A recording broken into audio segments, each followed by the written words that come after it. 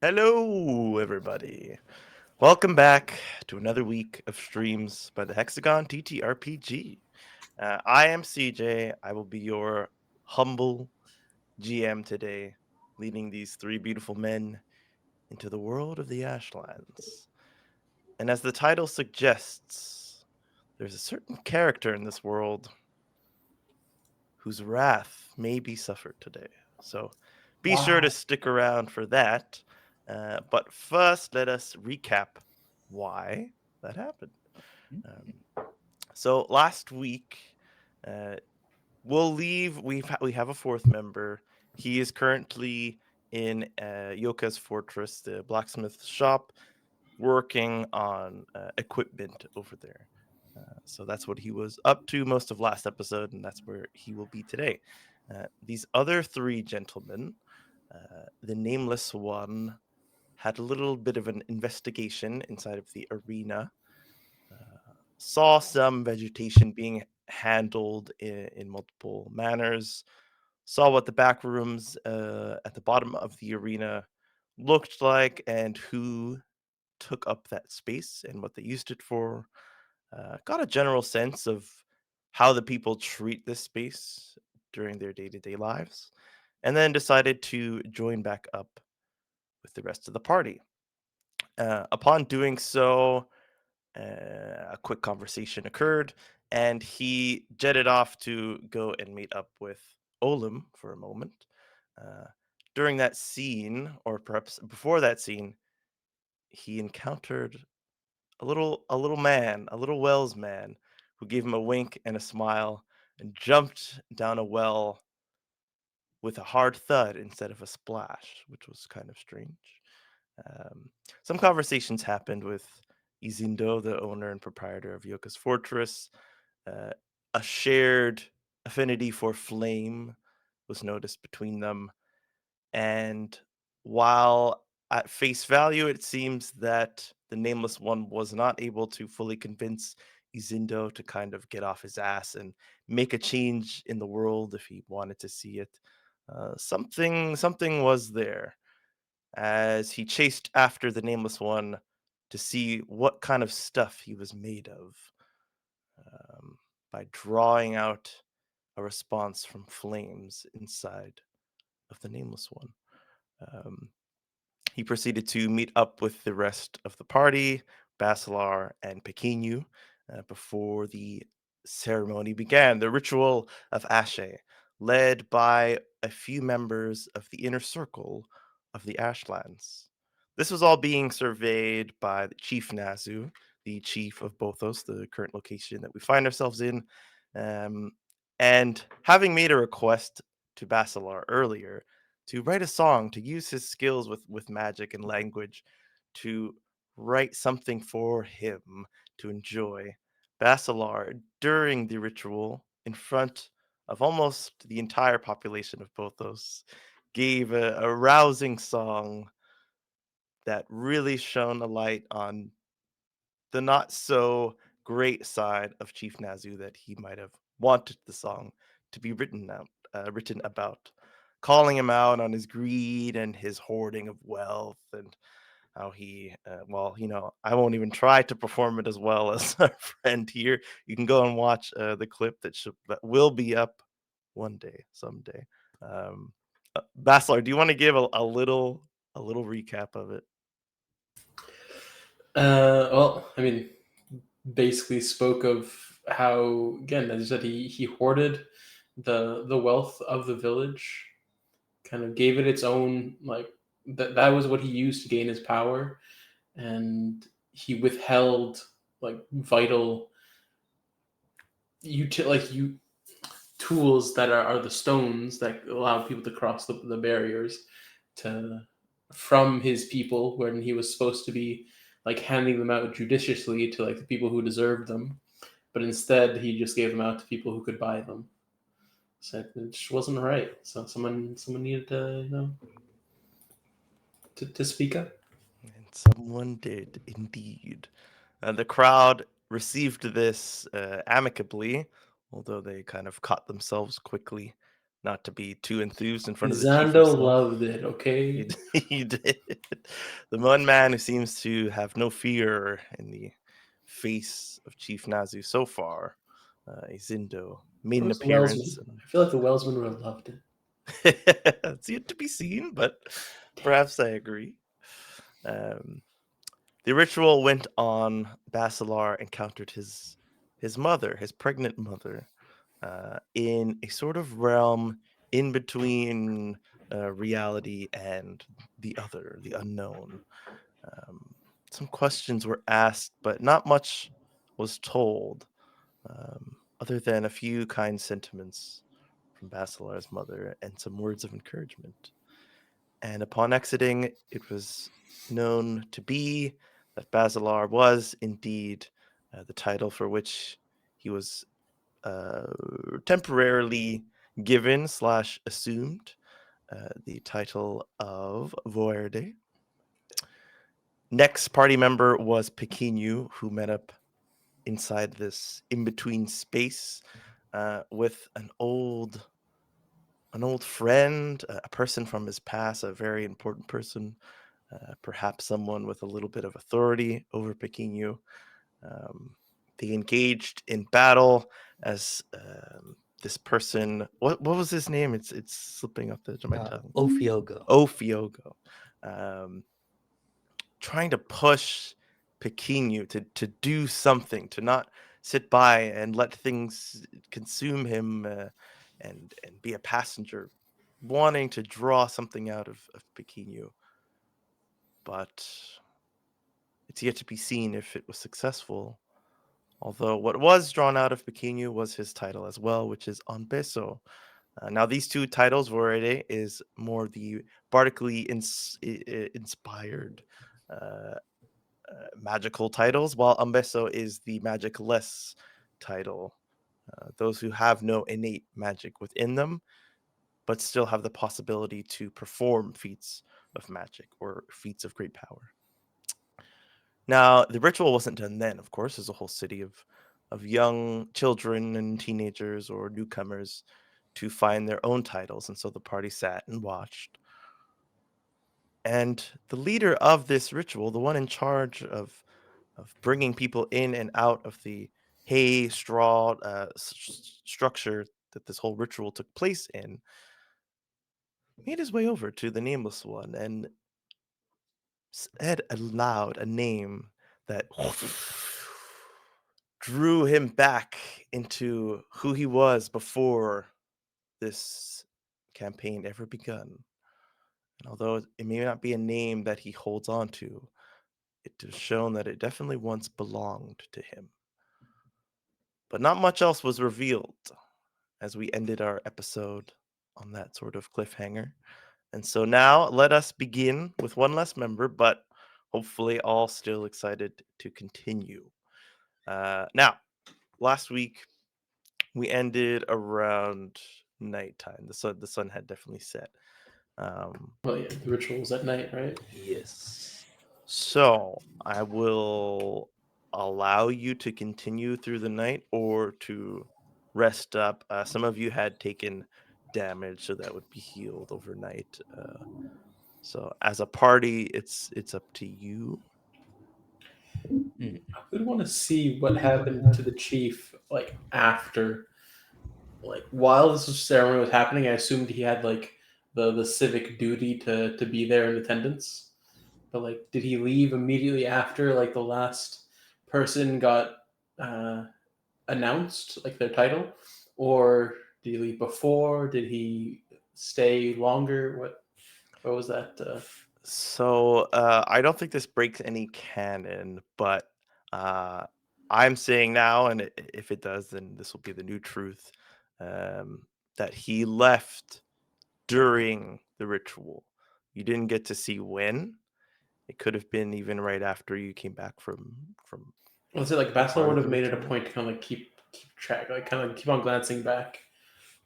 So then you will have noticed that upon leaving the structure and having your eyes shine light, there was no chief to be seen. Okay, so he left like after the song, basically. Okay. Yes.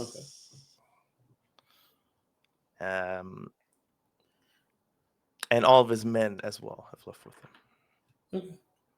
And I do have like a question that I want to ask like the head like chief like not like the chief of the village, but like the person who is leading the ritual. Mm-hmm. I think If he's like available.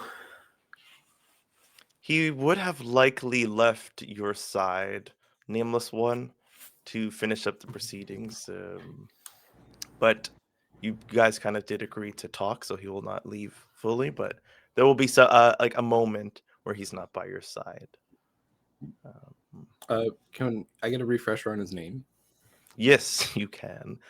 Did we even get a name? I think not, actually. No, I think he may have introduced himself when he gave you your name. So his name is Nzondo. This is a name that's it's Nzondo. It is a name that has come up before. Oh, he's the one that gives the chief the stones.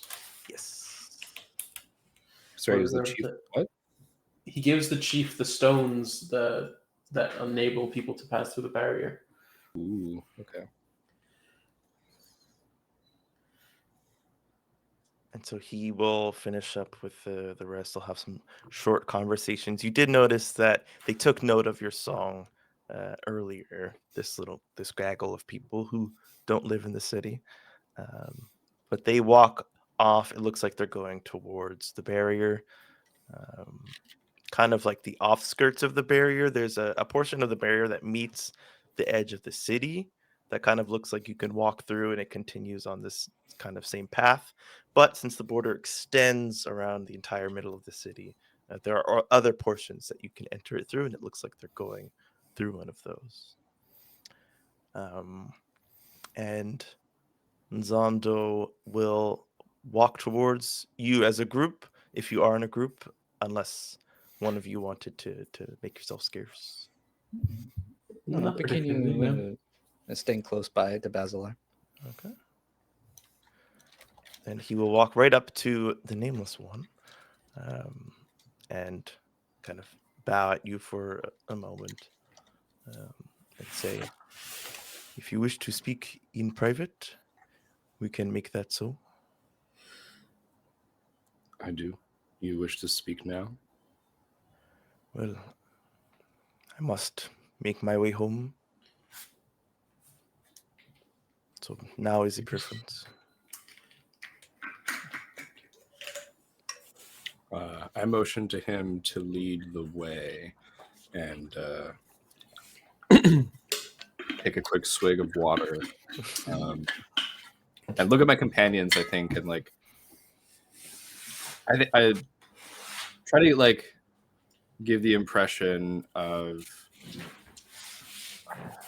I'm in need of help with this, like but low key, just kind of like a nod, almost like to follow with us. Basalar having a question already. If feel like he's walking away potentially already, like he would kind of like rush to kind of catch up to ask his question. Excuse me, Mr. Nzondo? Yes, you have a question about your title. Just titles in general, to be honest. I've had an interaction with a certain individual where it seemed that titles were of the utmost importance and kind of decided some sort of like hierarchy in the culture. And I was wondering, like, is that true? Do titles lend you an importance above others? And are there certain titles that hold more importance than others? He looks at the nameless one. What kind of expression are you giving him? I'm wearing a mask. Very true. Okay, that's fair. Squints a little. Yeah, I think my eyes are giving X-ray vision. a focused kind of like I'm alert and paying attention to whatever it is that he's doing. This is your friend, Adebi? Oh, Basalar definitely catches that. Yeah, I look at Basalar, and then I look at Pequenu, and I look at him, and I say, Zondo, do not use my name lightly. But yes, these two are my friends. Of course, I apologize. I will welcome you to come with me somewhere where we will not be heard, and I can speak truthfully to you. If it is okay. Yeah, I didn't realize it was so touchy. People here are set in their ways. They do not like to be startled by the truth. Is BB following us? No, she's still with her papa. Okay. Very excitedly talking to him. If she does end up like looking like towards us, like for like us like leaving, I'll just be like, just like 2 seconds. Like her dad is like facing away, just like walking her back towards their house, and she's just on his shoulder. Okay. Spare not a glance for her. Come. And he will snap a finger and set a flame alight that he will carry with him. He will bring you in the same direction that you saw the rest of the people going.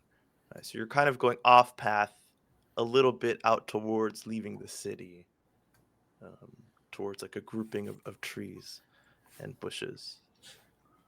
He's walking at like a moderate pace. You don't sense any urgency, but there doesn't seem to be anything in that area but like eventually hitting the wall. Okay. Are you able to ping on the map? I Where always that forget is? there's a So I have to change my scene to this. Okay, good. So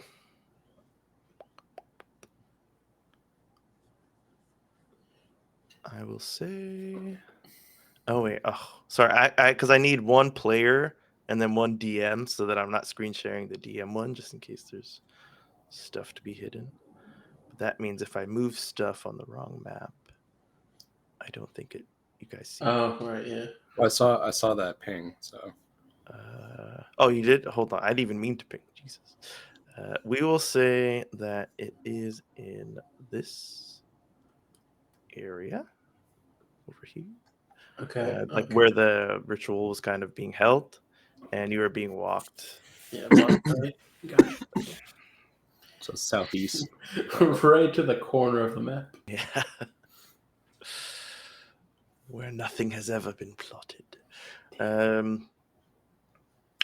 But he doesn't make it to the wall itself.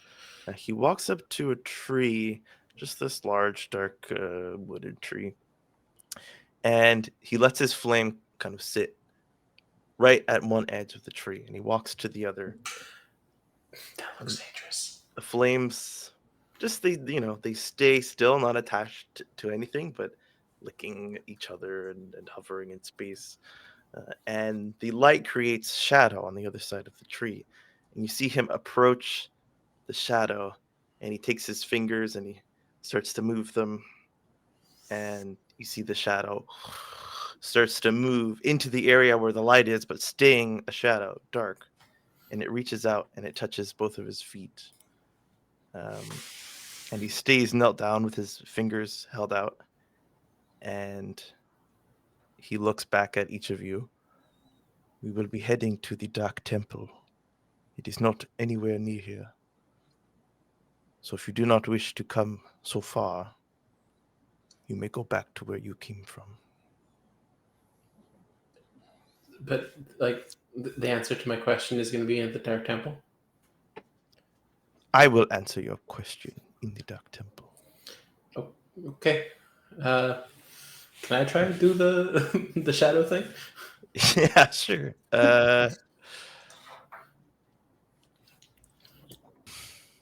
I want to see the extent. Like I want to see the extent of my abilities. I don't know Yeah. what I can and can't do at this point. So like I've been told that I can create magic with music and word. I want to see if I can start. You Like a child, you tell them they can do anything, they're gonna try. Yeah. go ahead and roll your what is Arcane new arts? called? Yes. Okay.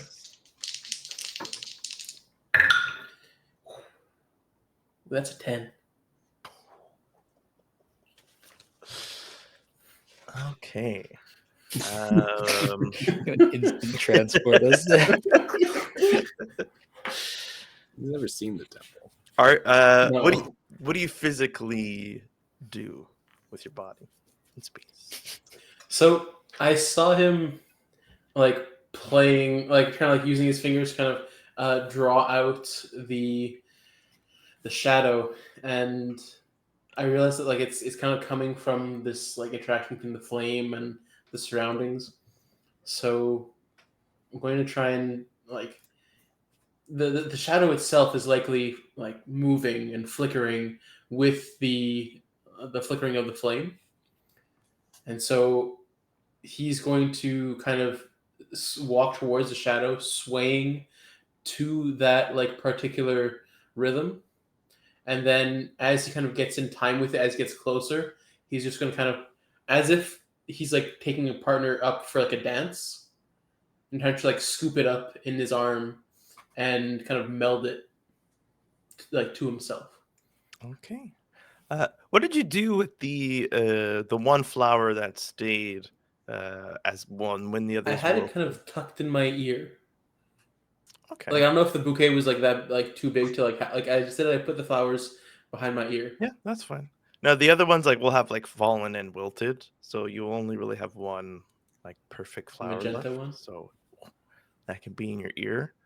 Um, the rest of you notice that the flower and like his face around it, and so maybe it obstructs like your vision a little bit. You have like some like darkness that comes on your face, on the flower, along the ear, along the neck, as if like a shadow, as if there's light and there's some shape that's creating shadow around your face. And so like you kind of look with your hands, but then suddenly it's like the light has been blocked out. But you yourself can't see, the shape of the shadow. You just see the effect of light being blocked out. Okay. So I have no idea if this is gonna work or not. It's just I see light blocked out now.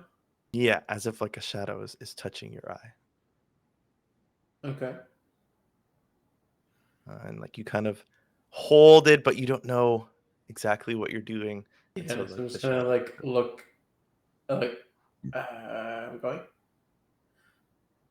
um, looks up at you, just smiles and thinks for a second. Yes, we can go. And you? And you? Motions to both of you. A bit late to ask us to turn back. Gotta just walk forward, and I think I almost like, I guess I instinctively put a hand on his shoulder. I feel like we have to be touching him to like traverse the shadows. No, you put a hand on his shoulder, and he just nods. And the shadows creep up his body, and yours, Basalar, and finally Pequeños. Uh, and as it blocks out your vision, everything just gets dark, dark, dark, dark. And then a dim light comes through, and you see yourself in this very dimly lit room, but it's almost closer to Chief Nazu's like mansion than it is to Yoka's fortress or to Izando's house. It's a very, very dimly lit, but you can still see some craftsmanship on the floor and on the tiles, on the tables and the edges of the legs in this room. It seems like perhaps some sort of study that you are in. And on the wall, just above one of the windows that has these blackout curtains covering them is a shape. It's a rectangle-ish kind of shape, and in the middle it is white, and on each other side it covers kind of all these other similar colors that you've seen, the magentas and the red and the blue and the purple, and there is a crack of black going from the top right corner down towards the bottom left. And so it's this structure made of all these different colors that is cracked through the middle, and it seems to be like on a placard or something. But it's a very dimly lit room by a low flame that is flickering, and you see him pull out a little stool with like a velvet cover on top, and he sits and he just motions to the floor and the rug in front of him, and kind of like crosses his fingers and cracks his knuckles. We do not have long here, but this is a secret place where no one can hear us or see us. And I do not know where this conversation will go, and I did not want to risk it being in public. Especially, and he looks over to Basalar, when the eyes of the chief may be on one of you. He got what he asked for. Perhaps he did. But I owe a degree of respect to the nameless here. He has many questions, I am sure. So I will answer him first. And if Okay. he turns his full attention to you. I look at Zondo and I think I don't sit down. I just kind of pace a little bit in the dark room, trying to have soft footfalls on the carpet.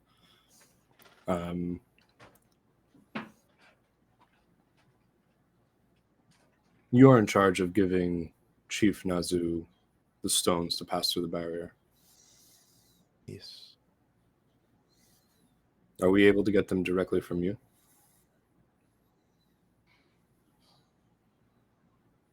It is possible, but if anyone discovers that you obtained them from an unknown source, there may be questions.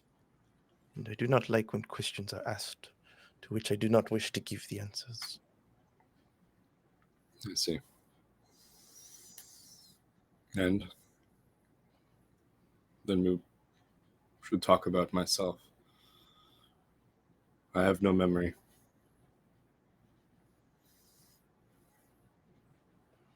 What do you wish to know, if not your name? How do you know me? Well, I was just a boy, and I was being trained at my young age to become what I am now. A hand of the king, a part of the order, just as you were. When I knew of you, you were thought to be one in line to become queen. But something happened, Nameless One. Something which is shrouded in secrecy, much like we are now. They say you betrayed your people. They say you committed the greatest crime that one of us can commit, and that you were put to death for it. It is funny that you call yourself Nameless, as your name has been removed from all records and from the mouths of everyone here.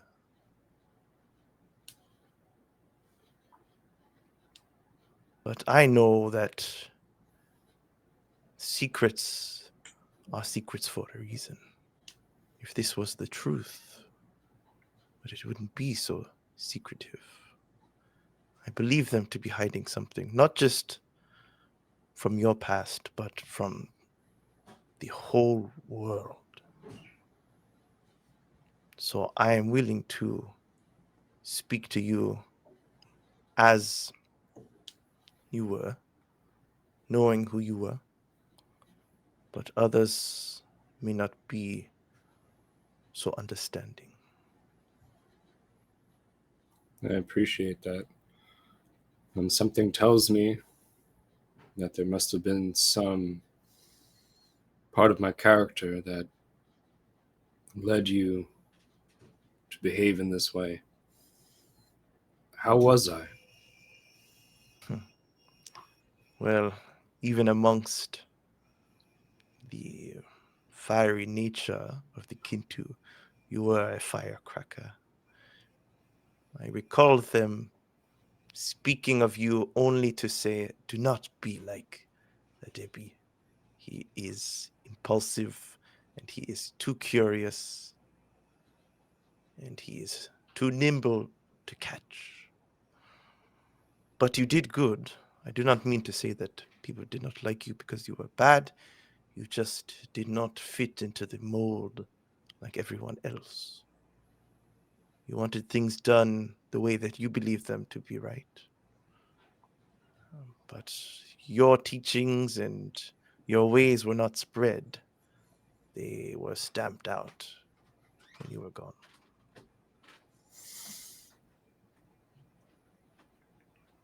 And I was always as I am now. I think I take off the mask and just reveal more of my differently hued, multi-hued skin. And he looks at your face with a little bit of surprise, but his eyes seem to be trained on a specific side of your face before he says, no. I think that happened to you. And he points to the kind of dead eye with the scarred skin around it. I think they did that to you. All I know is that I felt from the core of this land, from our place of rebirth, that a crime had been done against me. And now I want nothing more than to get to the bottom of it and find out what has happened, why it is the way it is now.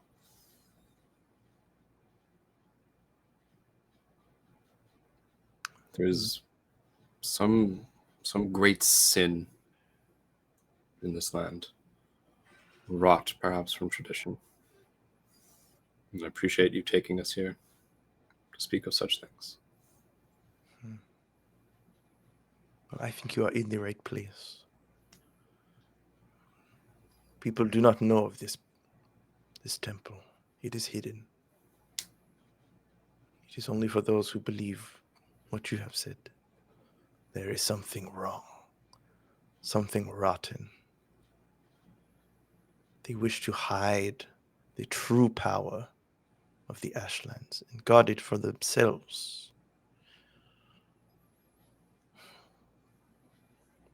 And I think you got too close to that power.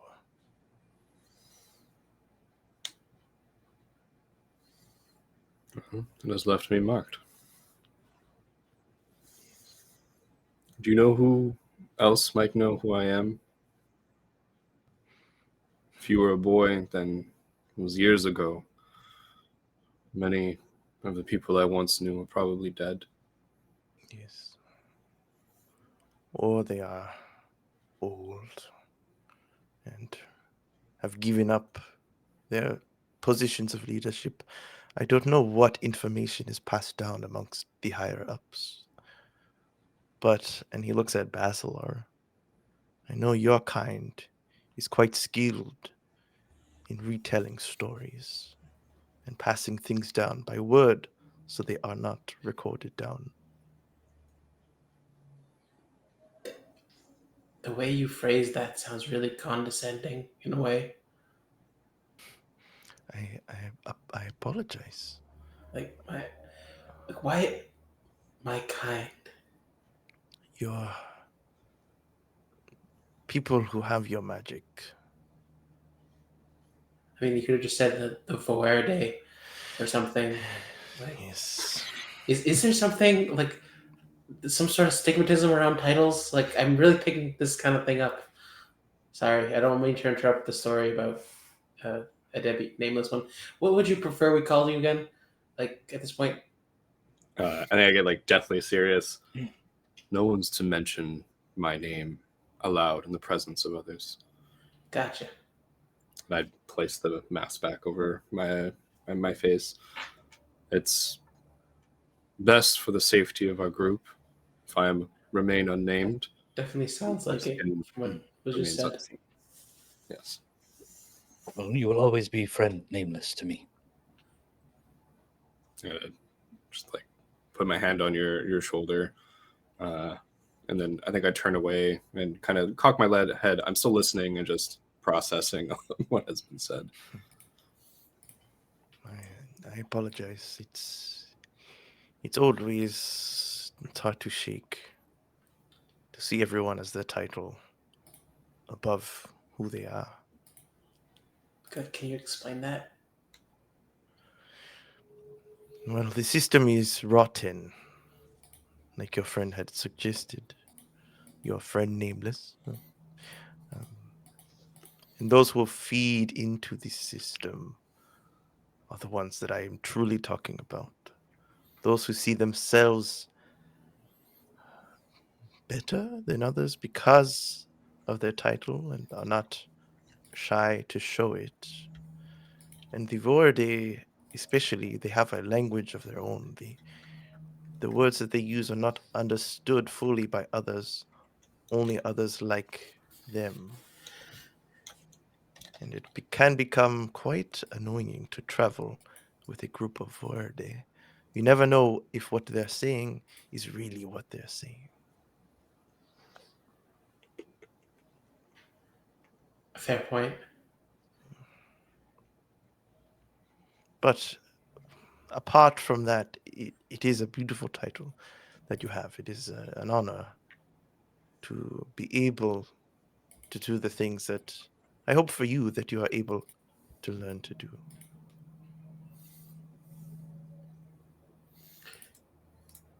But again, going back to this idea of this old, well, what you're saying, more of an older way of thinking of titles, of like people being their titles, that leads to suggest that yes, there's meaning to these titles, and that there was a certain importance given to each one. Yes. I do not know if I have the time to recount the tale of where these titles came from and how they came to be.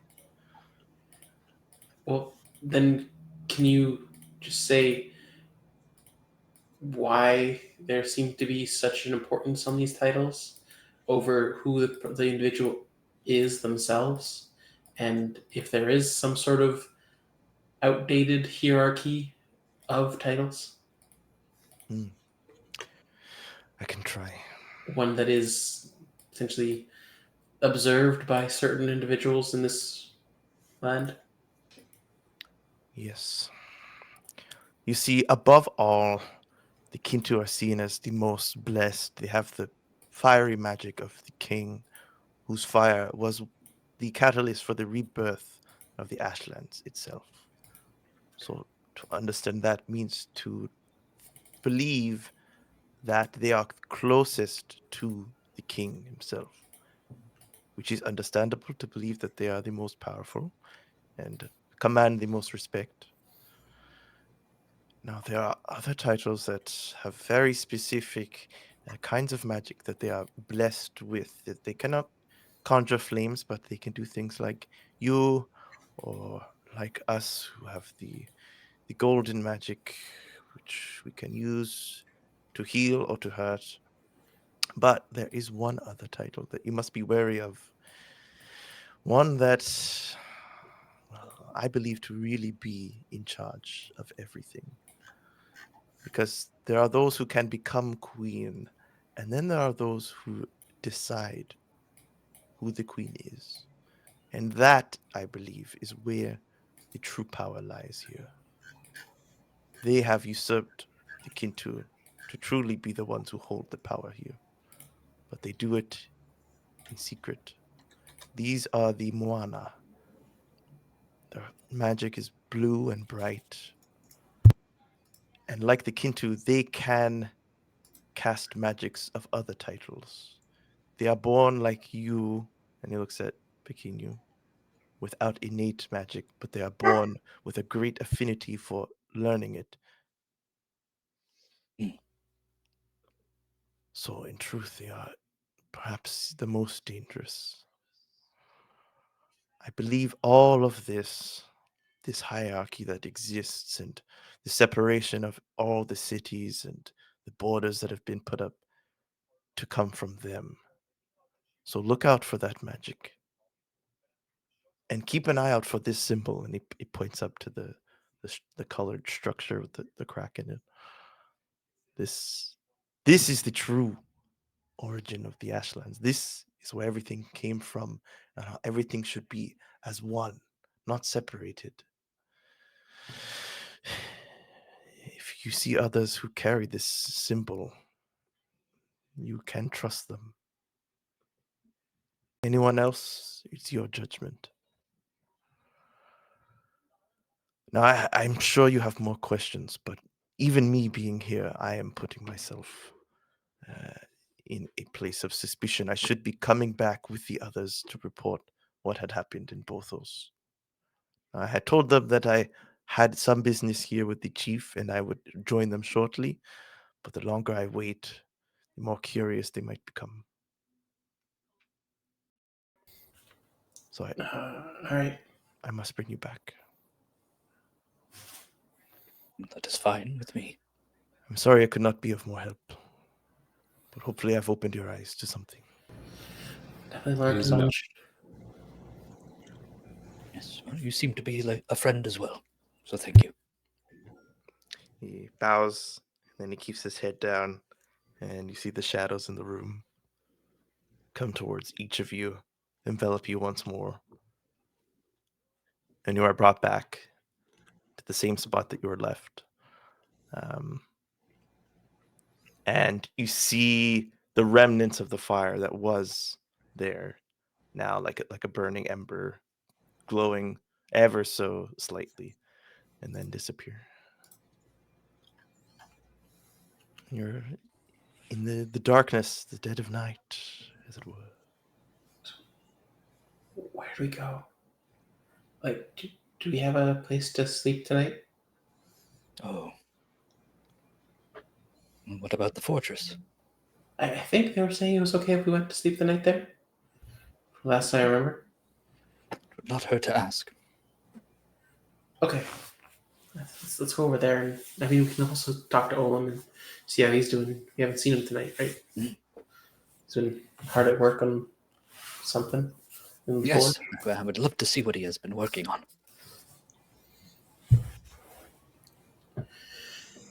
Okay. Let's head I'm back. worried about Chief Nazu, though.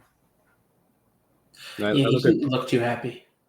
I look at Zondo and it's just Oh, he kind of like Huh? he TP'd you guys Oh, back. shit.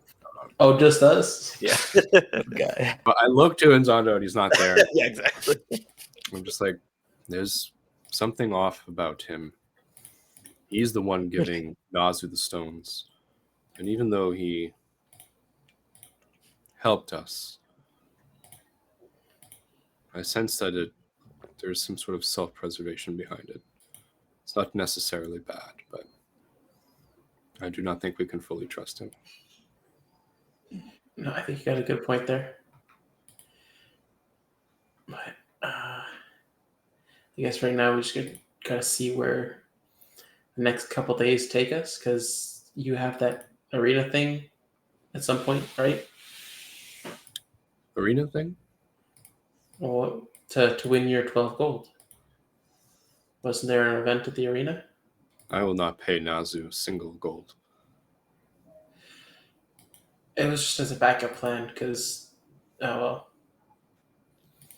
it might be necessary if there's no other way. If no one seems to want to change the status quo around here. We are the force of change. When I went to go see Olim, I spoke to Libby's father. And I think that 15 months. Yo! Shy. Thank you. Thank you very much. Thank you, Shy. Oh my gosh. Very much appreciated. I spoke to BB's father, and many are unwilling to change things here. If we want to see change, we can bring it. We are new, and we are not forced to bend to their ways. We are not, I think I look at a tree. We're not trees rooted to this system. No moss will grow on us, as we are a rolling stone. And the stone is going to hit the wall of Chief Nazu's mansion and break it down and distribute the stones to those who need. BB, us, they are there for the taking. And we are justified by Izana knowing that dark dealings are happening. You say you look towards one of the trees during your speech. Roll me discern realities. And the Who's Let you waiting finish your there? speech, and then you're like, wait a Ooh. minute. Did I just see something? Oh, where's my dice? Where's my dice? Every time with this system, I have D20s on hand, and I don't have a D6 on hand. All right.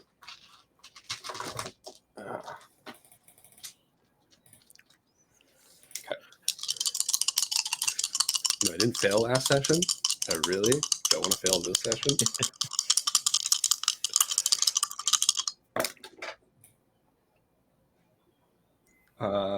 That's wisdom, right? Discern reality. Realities. Yes. That's an 8. Nice. You can ask one question. Something in your surroundings speaks out to you. What is not what it appears to be? Yeah, exactly. What here is not what it as I look at a damn tree. So you look at the tree, inspecting the tree. There's nothing really on it. There's nothing really around you. And do you remember being told that like creatures in this area are they've been pushed out over time to where they don't really come here anymore because they've been driven out. But that doesn't seem to be the case. As a pair of glaring eyes, these feline eyes close to the ground, look out at you only a few feet away before a large, muscular panther runs and leaps out at you, seemingly out of absolutely nowhere. So I see I'm in the middle of being attacked. Yes. Oh, damn. Yeah, you know it's gonna be fucking Zuko style. Oh. Fire grenade? Oh, no. Oh, I guess no. To use Zuko style is controlling fire. I need to create fire first, right? So, perhaps elsewhere in the world, you too. But I think you've seen enough evidence of this through your own play that you've been able to just conjure fire through nothing from within you. Bless you. So like even like the language of the game often will say that like you need a source of fire from elsewhere, but you are that source of fire because of your title.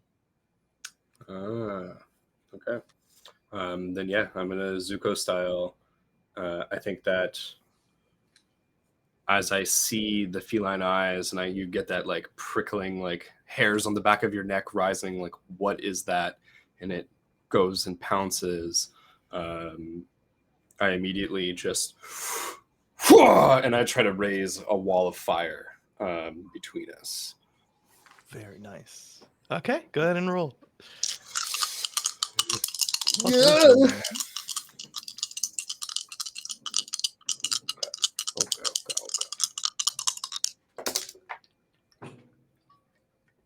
That's a 10. Oh shit! Yeah. Correct. Okay. Does as I command, taking the shape and movement I desire for as long as it has fuel on which to burn. Yes. So that portion isn't as easily handled. Exactly. So I think if I could make the wall and knowing that it needs, like the source is me, but I think that fire has a hunger. And I am that fire in the moment that I control it. And I think immediately I have to, just as part of my casting, give it that fuel or else it'll immediately die. And so I connect both ends to like two trees. And then probably it's like burning off of these trees, but burning kind of sideways. Nice. To create that wall. Okay, awesome. It's going to jump through the flames and take your full damage dice. So go ahead and roll for that. What is the damage dice? Yours is a D8. A D8. Where do I write this? Damage. Okay, here. Okay, cool. So it takes a damage dice. Roll true, my die. 3. Sorry, the percentile die landed on 20, and I was like, not 20. What the hell? This thing takes your 3 damage of fire. You did put up like a wall to try and impede it, and so it does work in that regard of like slowing it down and stopping, and it like rolls on its back a couple times to try and put the flames out. And so while it's busy doing this, I'll say that even if you don't want to, Bikinu does something. His body does something. You can decide what that is, but it's like an instinct takes over you, kind of like fight or flight in this moment. That doesn't seem to happen to Basalar in the same way. So what do you do, Bikinu? I think despite everything Bikinu is feeling inside of him, he remembers just recently having a blade plunged into his chest. And he's going to stand between the panther and Nameless and draw his crystal fragmented blade. Very nice. Or an obsidian blade. Okay. That's a defend roll if I've ever heard one. As it gets off of its back and just juts back out into action. That's Constitution. Yes, I will let you roll 3d6 as your friend gave you an extra few moments to prepare to defend. Beautiful. I'll use an orange dice to represent the Nameless one. Yeah. Okay, so wait, do I add all of them or I just take like the 2 highest? The 2 highest. That is a 10 plus 1, 11. Ooh, okay. A 10 plus hold 3. As long as you stand a defense, when you are the thing you defend is attacked, you can spend a hold. And so the attack is now coming towards you. And so you can spend as many as you would like, I believe.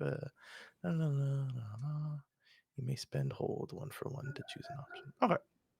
So your options are redirect the attack from the thing you defend to yourself, but it's attacking you in the moment, so that won't count.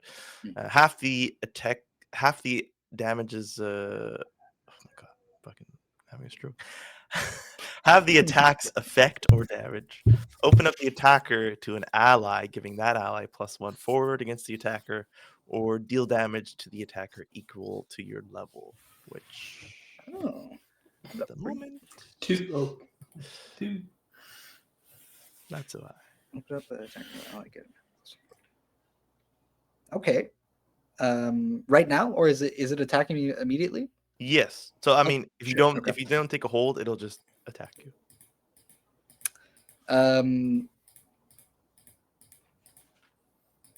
Redirect an attack from the thing you defend to yourself. Yeah, I think I'll do that. I'll just take it. I think because he's standing in front of nameless instinctively, or I guess I don't know, against his instincts. So he's kind of just frozen in place once he gets there. So I'll just take the attack for him. So you can do that. I will say I meant to what I said before was what I meant to say before is that the thing is already attacking you because you set yourself here. So that one is already happening pretty much. Like the attack is being redirected at you. So if you choose that only, then I will just do full damage to you. Understood. No, I'll do the whole shebang. I can do all the holds at once. Yeah, sure. I'll see one. Yeah. So I'll redirect it to myself, which is automatic, and then I will have the amount of damage. So I'll hold maybe put up the blade between its claw or between its teeth, and then I will open up for Basalar to do something. So maybe I'll kind of try and keep it down for a brief moment for somebody to jump in and take advantage of the situation. Beautiful. It bares its fangs. Its mouth opens a little too wide for your liking, and it clamps down. And some of its fangs go into the palm of your hands. You take 2 damage as the rest of its teeth snap down onto your obsidian blade, not doing any damage to it. And it, its fangs are dug into your hands and kind of just clamped around your weapon, and so you're holding it in front of you, and you can kind of position yourself a little to open it up to something from Basalar. Yeah, so I'll call out. I'll go, Basalar, quickly, and I'll shove it so that maybe its belly is facing him or something. Basalar, I'll say that this you kind of you're shocked a little. This doesn't feel like something. Your compatriots kind of reacted really quickly, but you were kind of frozen there for a second. You don't know what to do in a actual deathly encounter. You feel kind of out of place. I'm gonna go pet its belly and sing it a song. Basalar, what are you doing? It's just as scared as you are. It has broken my flesh. Fight or flight just turned off, not reacted at all. You go up. Looking around. I want some scritches. There you go. And you pet its belly. Now, what would you like this action to do? What's your purpose behind the pet? So, I have a 2-fold purpose to this. I want to use arcane arts. Okay. To heal the damage that was done to Pekinu, and B, to it says the mind is shaken clear of 1 enchantment. I just want to calm it. Yeah, that's and that. So, and I can use 2 effects from arcane arts because I have the advanced move Eldritch Tones. Nice. So let's say 7. So it's a success, but partial. Okay. Yeah, Seven it still nights works, worth but of you draw drawing. unwanted attention or magic reverberates. So the big cat kind of does that thing that I think only dogs really do, but maybe wild cats do as well.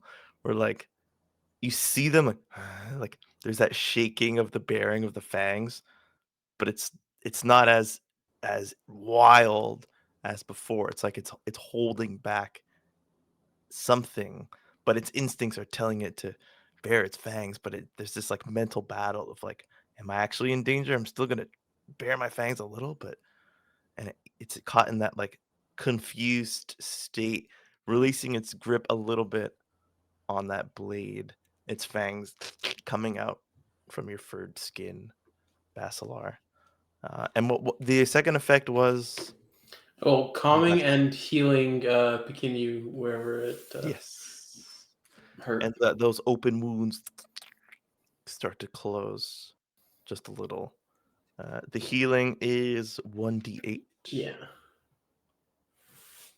I'll say. Thank you. Well, how do you want it to go forward when you're giving your healing magic to somebody else? Do you want them to roll, or would you like to roll to what you give them? I don't particularly mind either or. I guess since it's my magic, I guess I should roll All right. and then give that forward. So that'll be 6 points of healing. Okay. Damn. Yeah, even like the little cut or the stab in your chest that was cauterized starts to like scab over a little bit quicker as you heal some extra damage than what you've just taken. Now, this wasn't a perfect casting. It's the action is as intended, but the effect it kind of radiates outwards, and the nameless one also feels this sense of calm, and it doesn't last for too long, but it's just long enough to where the wall of fire drops and the edges of the trees still on fire no longer connect. Um, At least for and continuous forest fire. now it's like it's unsuredly clamped over the weapon, um, and it's like not backing up, but it's in that position to start to back up, but its teeth are still staring at you. Drop it. Yeah, Drop I don't know it. if I just want to let it go. So maybe I follow it a little bit to draw it I away. hear like this like going on, and I'm in like that calm moment still, I think, and I just say calmly like to Pikinu, like, do we kill it? And that's like starting to like really come to, and like you see me like, should I cast magic or not? Like my hands are like ready. Surely we must kill it. Why? It's just like I'm slowly trying to push it away. It starts to like drool on the blade and on your hands. Food. Do we have any food we could give it? I have the apple that the lady gave me. You throw it like on the ground in front of it, or Yeah. You I like whip roll it. it roll it like away from us, kind of like in the cat's vision. It's an apple though, so I mean it's not gonna be that enticing for it, but it's like its jaw still semi clenched and looking at you, picking you, but its eyes then just dart downwards toward it, and it's gonna try and like rip the weapon from your hand in the action of Fucker. backing away from you.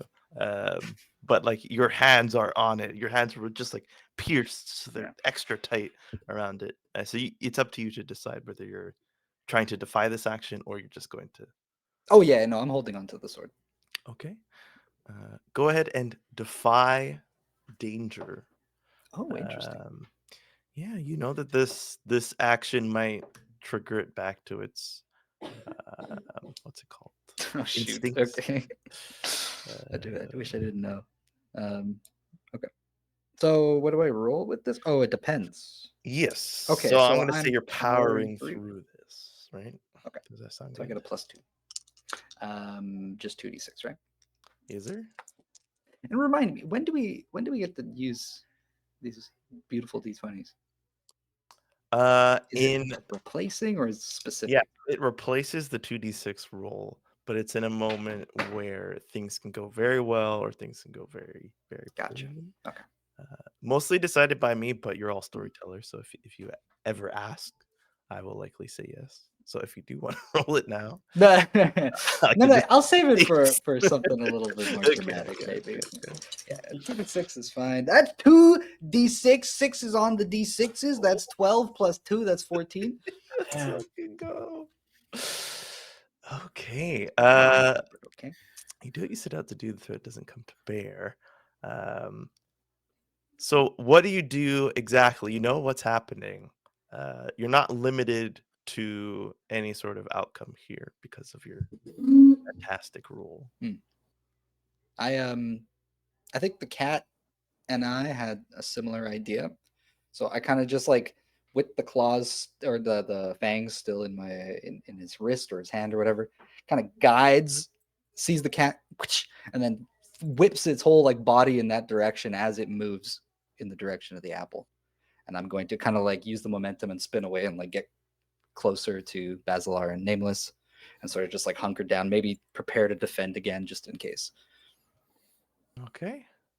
Incredible. It looks at the apple. It seems like pretty uninterested. Yeah. Um, I figured. I don't. They're like super apples, right? So who knows? yeah, no, for sure. Like it could, like it's a good idea, Basalar. Like you don't immediately think it's a terrible idea. Would we have like dried meat as rations or something? I would say no. The people that you met were mostly vegetarian, where you got your Yeah, we rations. haven't really done any hunting per se. But the apple was also more like it's like it's a ball. Maybe the cat will. You see, it looks almost more confused than anything. That works. Like you could have thrown anything at it. And then its eyes train back, but it looks directly at you, Basalar. And there's a flash of purple in its eyes. And it takes a step forward and like it turns to like wisps in that step. Its whole body just and it's like rolling black wisps. Interesting. Uh, I don't does think it that look- was a real cat. Is it Does it gone? look like it's like running away or something? Or No, it's like one of our like just disappearing. Does anybody look around? I want to see like does it Yes. go in a specific direction? It's right behind you. No! Never And mind. then it goes gets up on both legs. And it goes to swipe down on you. It's a displacer beast. Oh, I'm going to use Burning Brand this time. Okay. Burning Brand on a success of 10 plus is going to let me choose 2 or 1, and I get my fiery weapon. So let's see what this is.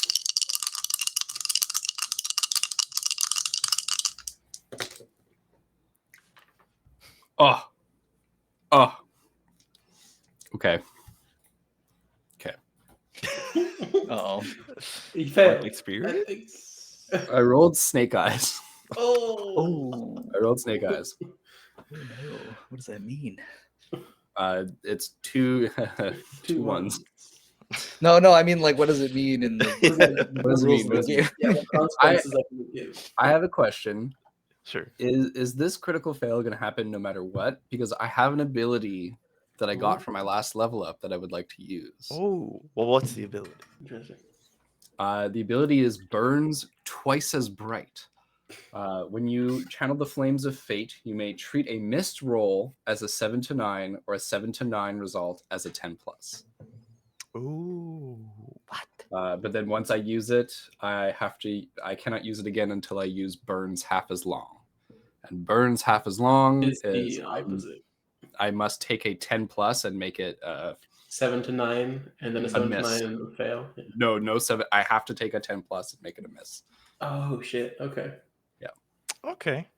I will say you have command over your flame. Absolute command. You see that something is going amiss, that perhaps you've put too much flame into this or not enough, or there's something that's very unstable with the raw flame before you conjure it into a weapon. It's going to keep that like unstable tag on it, but you can apply this burns twice as fast to kind of overcorrect, turn it into what you want, but it'll be unstable, whatever it is. Okay. I'll I'll accept that on the snake eyes. So sweet. Now I can't use burns twice as bright again until half as long happens, which means my burning brand now I get to choose one. So it has fiery, touch, dangerous, and unstable, and I can give it. Maybe we'll give it thrown. And what I want to do is projectile Rasengan. I just want to like, in surprise happens, like we look, it's right behind us, burning brand, and then I have to like, and I almost lose control. Take it. Yeah, you take the Rasengan, Spin it back and toss.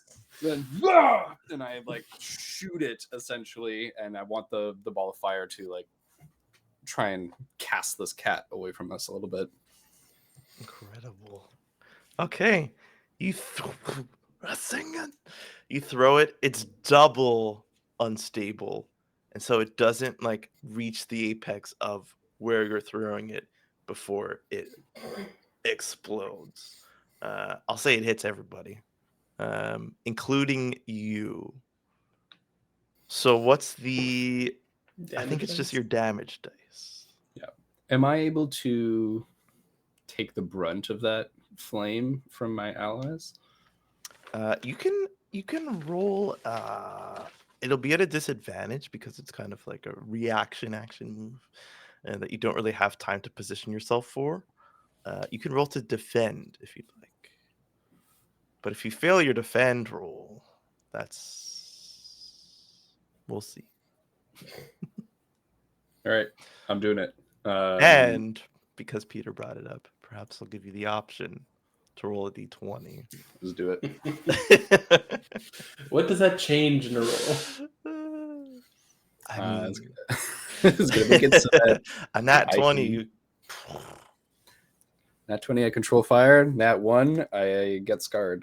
I got 3rd degree burns. Right. Take a moment here. I just need to look at the correct table. Oh, damn. Before you say anything. 19? Yeah, if I turn that around. Whew. Thank God. Oh my goodness. Okay, give me 1 second. I need to bring up the player's manual, I believe. I was holding my breath. I didn't realize. So on a D20, an 18 to a 20 is a but these are the critical ranges. success. Yeah. Oh, the range. Okay. So you have, for all intents and purposes, a crit on your D20. Crit defense. And so I will. Very nice. I will hand the reins to you. What I would like to do, having created that wall of flame earlier, drawing the energy from the trees to fuel that fire, and then now casting this and realizing as the cat kind of like flies backwards a little bit that the explosion is like happening a little bit too soon, a little bit too close.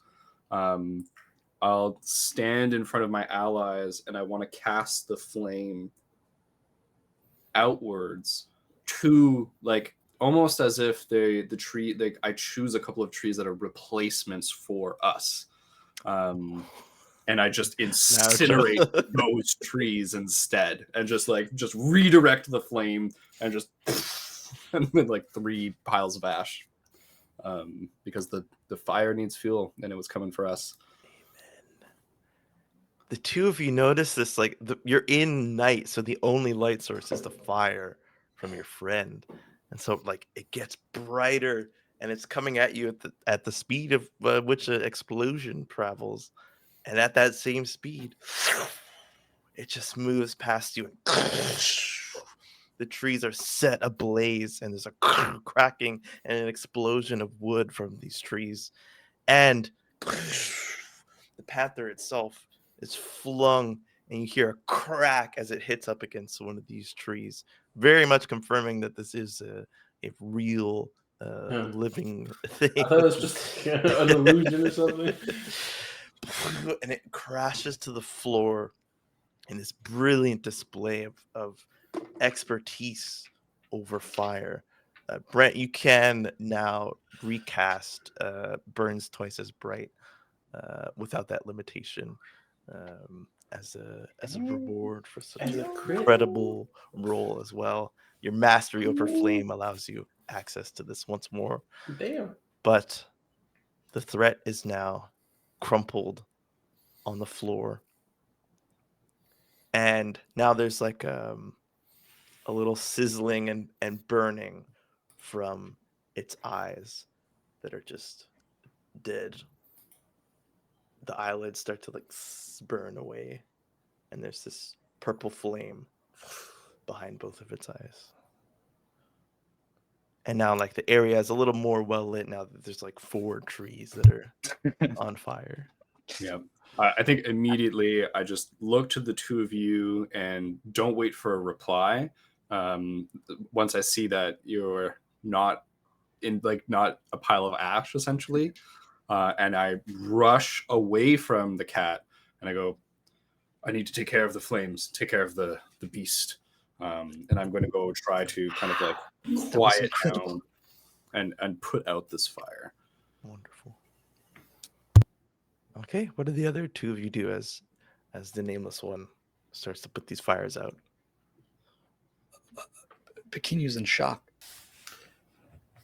Yep, that's pretty accurate.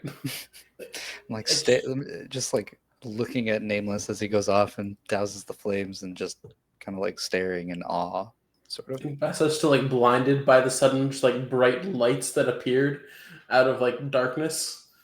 This flash of light, and you kind of see how like they have like double vision a little bit, like just white light, just kind of like ringing in this. Is it actually dead? Oh, Go like look back. Yeah, go check on it, Basalar. of course. How do you like try and like feel for a pulse? Yeah, you like feel on its meaty neck, and like it does feel like you feel the fur, you feel the meat underneath. All intents and there a purposes, heartbeat? it's real. There's no heartbeat. There's no I think it's breath that. being drawn. There's no heartbeat. It's not breathing. Good. I mean, I guess. Do you guys want meat? It does smell quite good. Does it smell good? I mean, that's up to you. If you It's think not fully cooked. At the very burn burning eyeballs. burning eyeballs and a burnt cat smells good. Smell of burning flesh. Oh, I think definitely it needs to be depelted first. Basalar, I can't say that I know if we should eat that or not. And the last of the flames, I kind of. But as I'm I've doing never that, I think it had gets panther. dark, right? Every time, a little darker, a little darker. But when I do the last of them, I think it's like black here now. It's like pitch black. Am I able to just have a flame in my hand? Yeah. So I will do this, and a much more controlled flame will happen, and I will walk forward to help you look at this thing. Pekinu, I've never seen anything like this. Do you have any memories of other beasts, beast kin, beast kind? Not like this. Not with these shadows, and it was able to move behind us in a moment. I should like to be able to do that. So But I have no idea. We have never seen anything like this here. And to attack us like this could have been a danger to Bibi and others of the village. Could it be one of the player forgets, but the nameless one remembers. What is the name of the tribe that was trying to attack us? The Black, Black Locust. Oh, Could this be part of the Black Locust? aren't they like sentient beings that like have a tribe? Would they just attack like an individual like this? Well, they're after the two of you, I believe. No, they're after Olim and Pequenu. Are And they? so they were owed to them in some sort of deal. I cannot say for certain. But what I had heard is that they were more similar to myself. But this is just a cat. But this could have been some beast masters. Beast, maybe? Gee, perhaps we should check on Olim and see that he's all right. Yes. Should. Well, what of the beast? Yeah, almost go away, then, oh, yes, Pequenu. I could bring it back with us. Drag it the whole way? Oh, it shouldn't be too difficult. Well, I'll go and like test how heavy it is. What's your strength? 16? I think I have it. 16? Yeah, yeah, it's. I don't know, like the It's not a weight. paper. It's not a freaking It's not slice of light pizza by any in your means, pocket, but yeah, you can carry it. Okay. Oh, it's a little bit heavy, but should be I all can right. try and help. Should we bring it to where Olim is first and have what's Bibi's father's name? Izindo. Izindu.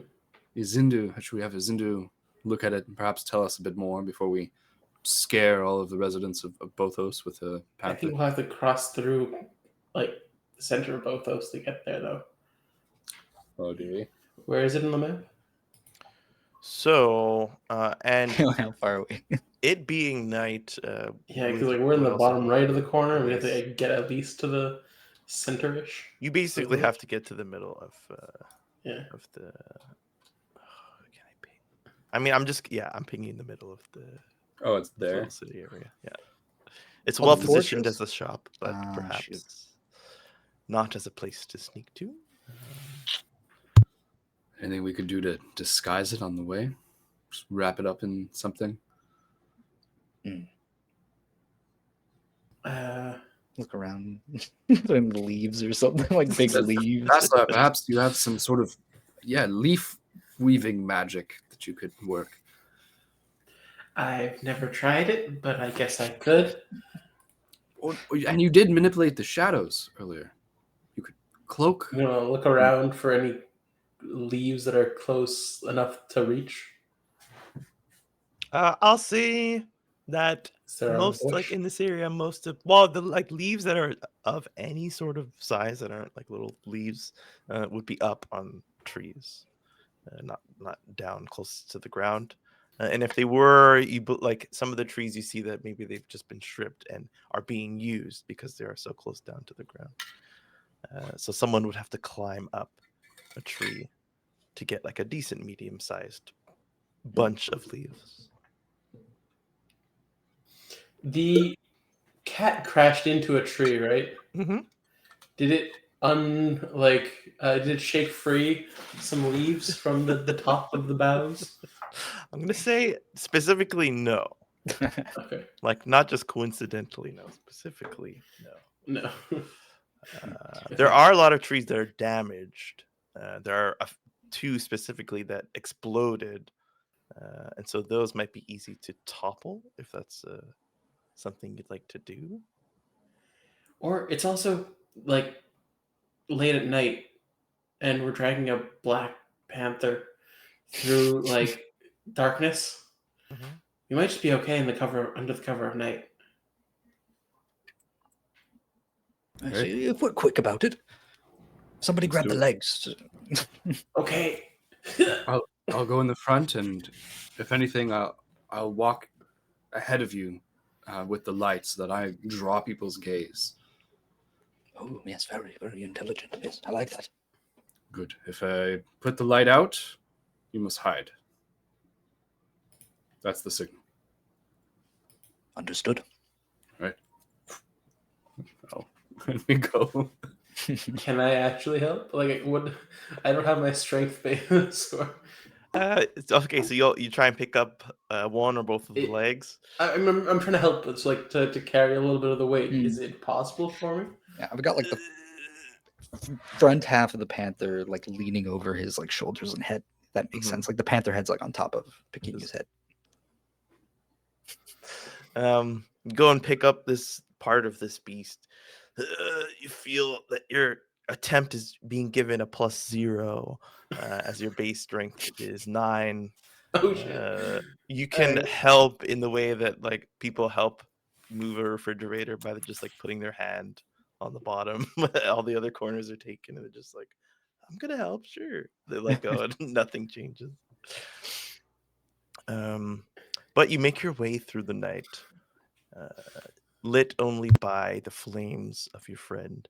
As you get closer to the city, there are some flames left out, some open campfires that are just left to burn out through the night. There are some like ethereal light, like bulbs of light floating about, mostly on top of some fields and on top of people's land more than just their home. Some homes are lit from the inside still with people awake.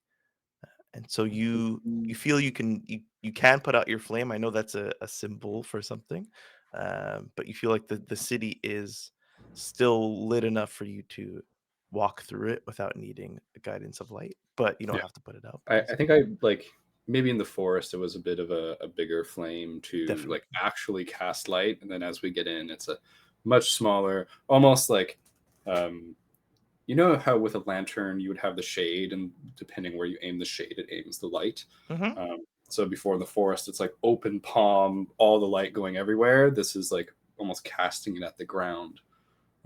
So just like my footing is illuminated. But in such, it's angled in a bit awkwardly or a bit high or something like that, so they can see the fire. Once we pass like out of the forest, Mhm. is there moonlight at all, or is it like is it a cloudy night? It's definitely a cloudy night. So there's like some ambient light from the moon, but nothing too direct. I will ask each of you to roll something. This will be a Zuko style roll for you, as you can use your hands, but you feel the combination of using your hands and your control over fire will be most effective. You can really bend it so that if you see somebody look, you can bend it out of the way and bend the light over to get something. If you see a little something out of the light's path, you can bend it to see what it is and bend it back. Basically fire bending for all intents and purposes. And the rest of you, yeah, Zuko style. The rest of you will be rolling to help, because if you're not rolling to help, then you're not helping, and if you're not helping, you're hurting. So Can Okay, all right, understood. I this is would an like aid or interview. to attempt to, as like we're kind of going along, because Arcanine also lets you assist a target with aid, and they get a +2 instead of a +1. The next Nice. time someone successfully assists the target with aid. Okay. So I want to try and do that so that like Pekinyu can potentially help the nameless one a bit better. Because I don't think I can do it on myself, so I have to do it on somebody else to help somebody else. Thank you. Let me ask you this: what I What would have done this form in the of- forest, and to while we're like preparing to get out into the village where I feel like we'll need to like be a bit more stealthy. We'll be like prepared. Mhm. So it's going to be in the form of a hum. There we go. Okay. Wonderful. But that is just a 7. Okay. You are the bard.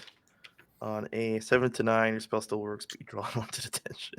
Or magical movements to their target.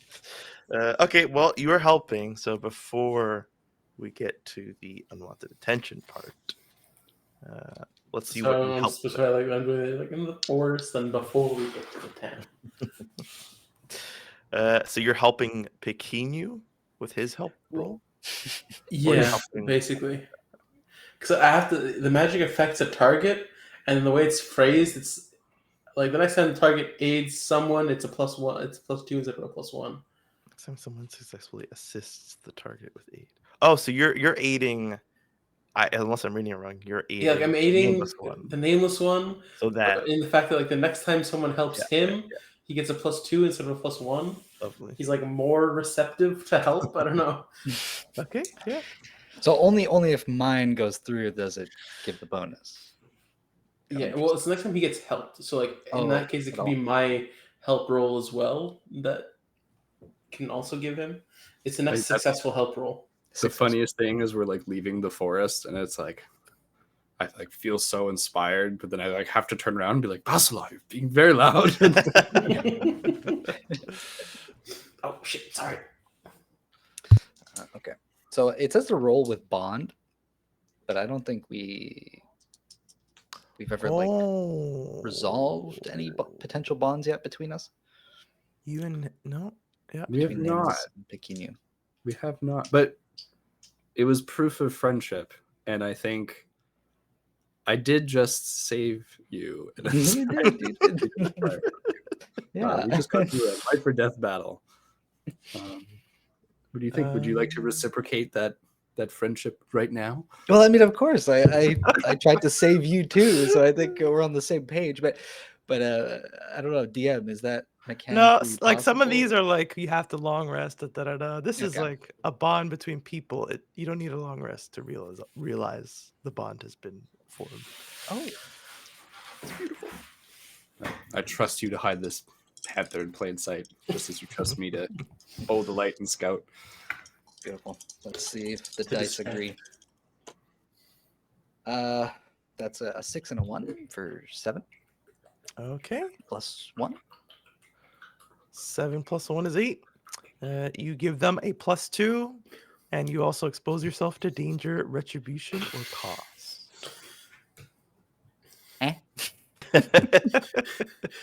I got an 8, so that puts me at 10. +2. Incredible. So here's what happens. Here's exactly what happens.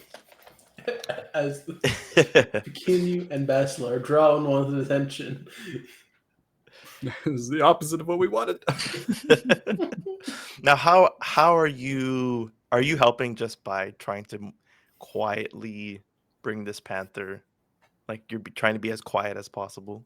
That's what I'm trying to be as quiet and as fast as possible. Okay. Incredible. So by having your movements be quick and confident, like you're not backstepping or retracing steps or anything, you have the destination in sight, and you're moving very assuredly. That helps with the control of the flames. They kind of like almost like flicker with your movements, and the nameless one is able to hone that in and guide your path, but also make sure that the rest is enveloped in shadow. Basalar realizes that the most he can be helpful is by taking another way there, continuing his humming, drawing any attention that would be unwanted to himself. And since you're moving so fast, it's kind of an easy decision. You take off, he follows you with the flames. Basalar's lagging behind, and he sees a pair of eyes catch on him. And so he starts to hum a little louder to keep those eyes on him, maybe greet them. But you make it to the fortress. Seemingly, no one's seen you. And a few moments later, Basalar, perhaps you wait maybe a minute to give them that little cushion of time. Yeah, I'll talk to the people that see me if potentially, like, they'd be like, oh, yeah, hello, hi. Like, that was a lovely song you sang. A dangerous one, but lovely nonetheless. I'm glad you enjoyed it. I was just kind of saying what I thought I saw. Hey, wait here. Honey, get the coffer. And they flick you out a gold coin. Oh, thanks. I mean, didn't expect to be paid by you guys, to be honest, but it's no use to us anyways. And another neighbor, yeah, here you go. And you get like 4 gold coins along your route. Like, oh yeah, I wanted to leave, but I kind of just changed my mind over time, and now I just have these gold. There you go. I can never stand up to him like you did. So, is there like anything like why he suddenly started to like gold so much? I don't know. He brought it to the city from one of the other cities, saying that this is the way to trade, and it didn't really catch on at all. But he still uses it like it's currency. Okay. He doesn't really accept our forms of trade anymore. So it's kind of like a meaningless system of trade where he's the only person who controls it and who wants it. But since he's the chief, sometimes you just got to go along with it. No, that's smart of you guys to go along with it, but it's a little weird that he's still adamant on trying to keep it when no one else is willing. Yeah, it's like he learned like this was how other people did it, and he wanted to bring it here, and we just don't really Completely care changed much everything for it. that was working completely fine. Yeah. Huh. You, Okay. you've opened our eyes a little more, I think. Well, glad to be of service. I hope I didn't make it bad for you guys. If he's unhappy with me, I can deal with that. But Oh, have a sorry. good night. And she rushes into her house after you. I'm so sorry. Closes her door. But off screen, I'll make my way after. there's a cloaked individual who bursts through the gate to Chief Nazu's establishment. He runs up the steps and he gets inside and he sees the chief looking out at the horizon over his high point. He says, Sir, they were seen. We spotted them. They dealt with your plan a little too swiftly. What should we do? And the chief just waves his head. Let them go for now. I'll deal with him tomorrow. We fade out towards the horizon. We're going to take a little bio break. Return for the last 40 minutes of Ash and Blood. So go and grab your water or release your water. The fate of a tortured musician having assassins sent after him. Holy shit. All right. I need water. Yeah. Oh, wait, it's me. I got to transition. We can just leave, just leave Yeah, here. We're just leave watching here. empty Yeah. rooms. Yeah. All right. See you soon, folks. Bye. Hey. Well, that's not the Or right not one. I bye, mean, just say bye. You guys can get up and go. We'll go when we go. Okay. All So right. this is very difficult. All right. We'll go. Here we go.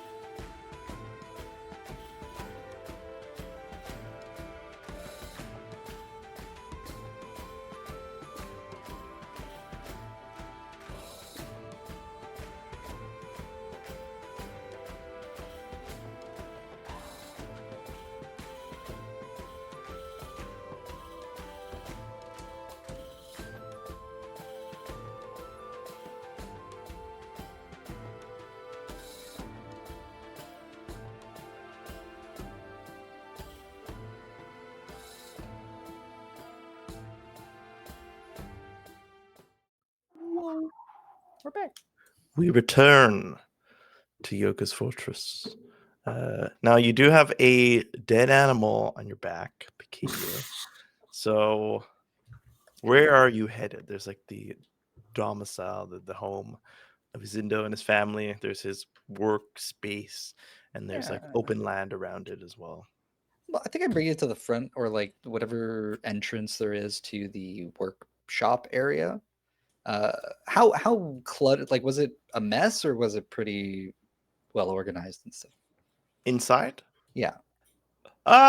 Organized mess. we Okay. will say. But was there things like there were, I don't know, Things all over containers the of place. tools and things all over the place. Definitely no More space over to be dragging a panther's corpse around is what I'm asking.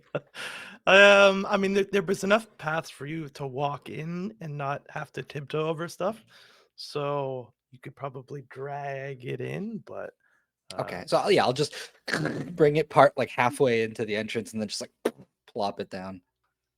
Is anyone here? Olim? Friend? and you see Olam pop up, little pair of goggles on, and like soot around the goggles and on some of his feathers. Oh, hey! Hello, we brought something. Can you help me put it somewhere? Yeah. Can you help me put it somewhere? yeah, sure. Right. And he scurries over. Well, I don't think he's gonna like you that you brought a dead cat in his house. Where did you get this? It attacked us. We had to defend ourselves. And, well, we figured it's probably best not to leave it out in the middle of nowhere. Oh, Can we get a use out of it and not just like? you could probably use the fur for something,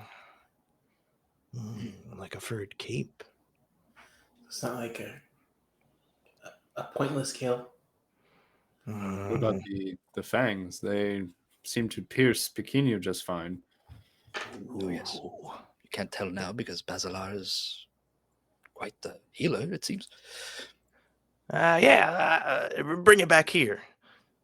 And he helps you drag it out, like in the back of the workshop. And it's like, I mean, it's weird that its eyes flashed like purple for a moment. Maybe it was casting magic because like then it disappeared and appeared behind me. But I Feels don't know. wrong that it that we killed the first other being that we encountered because it was trying to kill us. I don't know. Zindo probably knows. He just went Well, to that's why tuck we brought it BB in. here to ask. He said he'll be back. He just tucked BB in. But she was really excited, so probably take a while to put her to sleep. Hey, you want to see what I made? Of course. Yeah. He shows you the blacked out weapon that he will Things. describe next session. Look at this description. It's incredible. It's not done yet, but it should be done by morning. Well, it seems you have been quite hard at work. Yeah, I should probably get back to it. Of course. We all received our titles, but I'll tell you later. Okay. Scurries back off. We'll tell you later. Ding, ding, ding, goes back to his work. And you're left here. There's a pot out, what seems to be some sort of tea prepared for Olam, but there's enough stacked cups if you'd like to partake. There's a bit of bread and some looks like legumes and nuts just left out for him to work through the night. So you can wait here for Izindo if you wish, or you can have a look around. It's up to you what you want to do.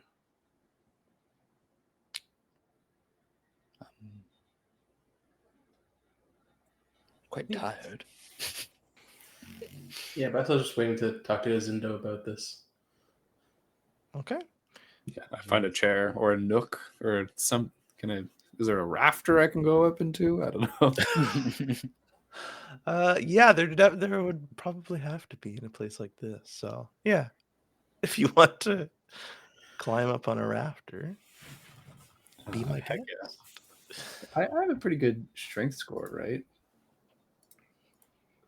Just let me check. Oh, it's my con. Yeah, my strength is 15. So I think that weirdly, even with the fire magic that the Nameless One is prone to do, he's pretty strong. And so he will just kind of like climb up into the rafter and like position himself and take like a thinking pose. And you guys probably hear him muttering, just like, Panther, who's Panther? Why? Magic, shadows.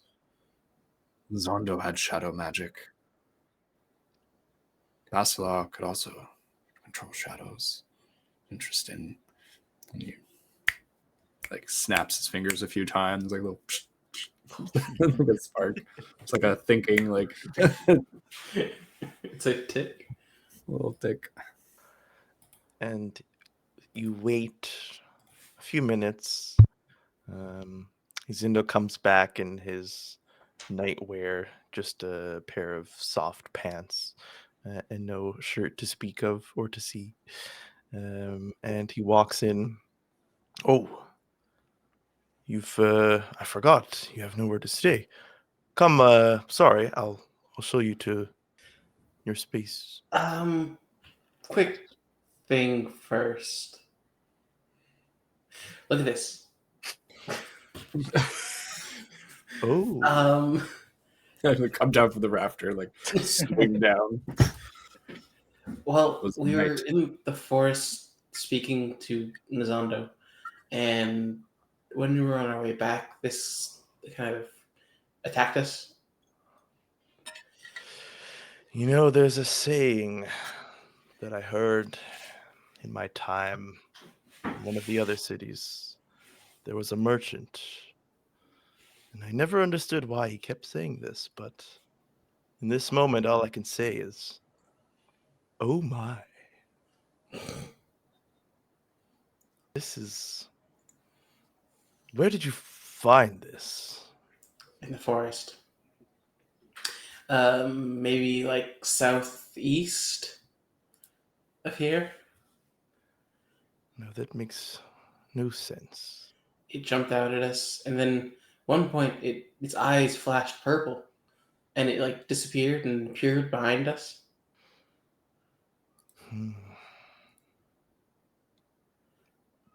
You're sure it was purple? 100%. Not the same as your magic. They can be quite confusing at a first glance. I know the difference between purple and magenta.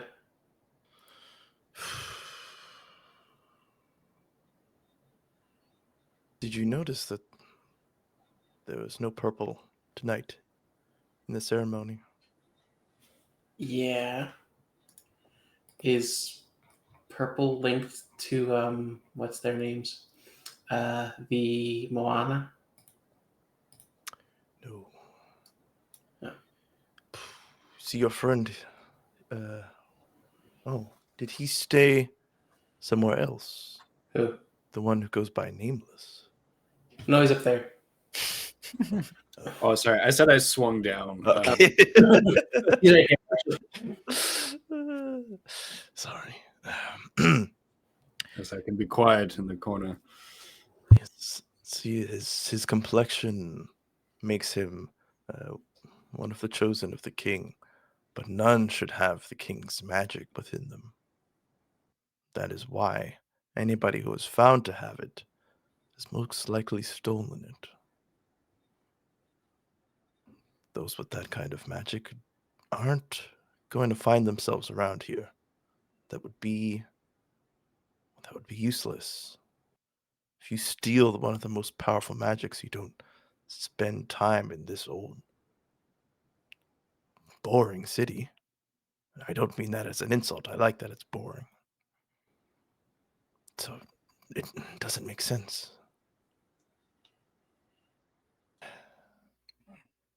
It did appear out of nowhere. So this is stolen magic? Or just the same. I don't know. I don't know. I've experienced so much here, and I haven't seen this. But purple seemed to have some sort of significance to you. Sorry. The color purple seemed to have some significance to you. Is that related to a title? Yes, it's. I don't know why. No one's here to listen, but there's a stigma around the word. It's. You see, he's like fighting to get it out. Maybe you can like write it down. Write it in the sand. Yes.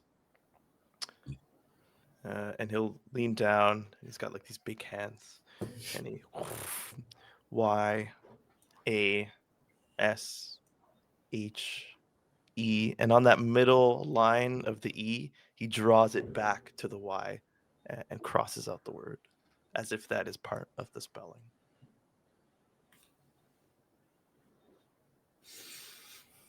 These are the unspoken. This is, and then he like kind of like wipes it away. This is the 9th title that should not exist. If you've seen someone like that, let's just hope that's the last time that you see them. I've never seen a beast have that power, but it's not impossible. Is it possible for someone with that power to control a beast? I'd be hard pressed to find something that's not possible with that magic. So, this is a 9th title. And these people can do anything? Yes, you can speak and dance and move and create magics, and you seem to have some affinity to flame. I assume you're like me. You, my friend, without magic, but you can perform small feats of it. These titles can do it all. And they can do things that others cannot. Or so it is told. It's rare to find that magic anywhere but in the water and in the ground itself.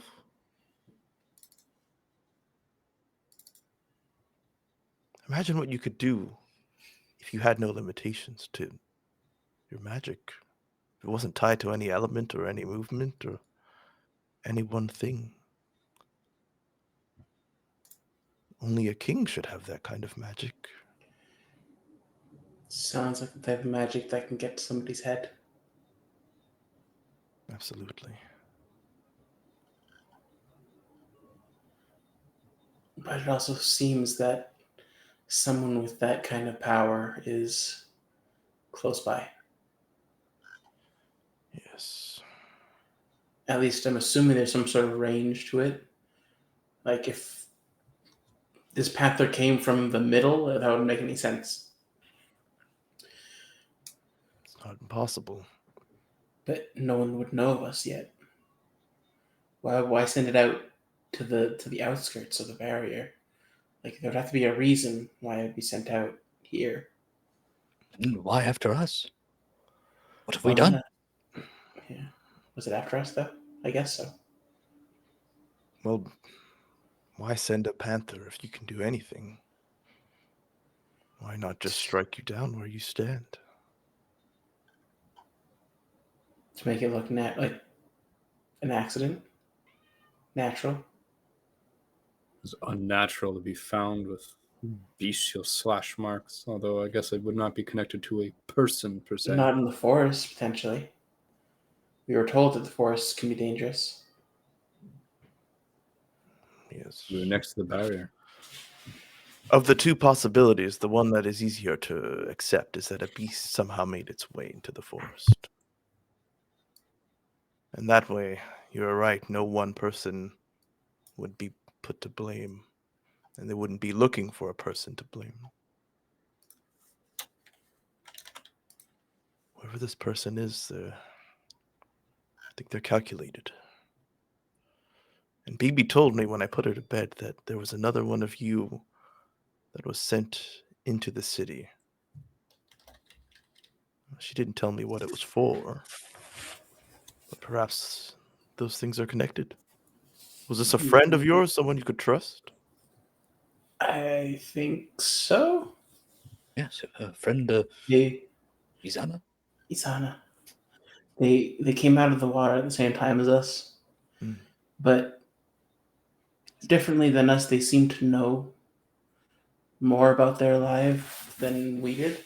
Kind of like you and your previous lives, like at a certain point you remembered Yes. who you were already. So I think that might have happened to them. I would be wary of a person like that if I were you. I'm not wary of you. Well, I've already regained my memories and have for years, but this person knows enough to get involved and stay with you, but when I regained my memories, I didn't want to travel with the pack of amnesiacs. I wanted to return home. Well, they did, technically. They're just met up again with us to do something for the Order of Kafif. Well, there's your second reason why you should be wary. Is They the could order be not- acting on the orders instead of their own whim. But I thought the Order of Kafif was good.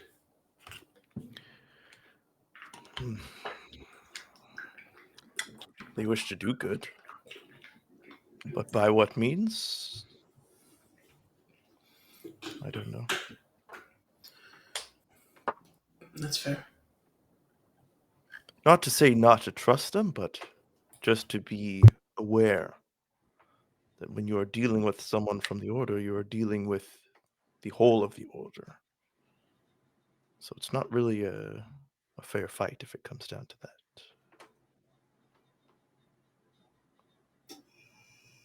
Just, and he tries to smile a little, but it's a little forced. Stick with each other.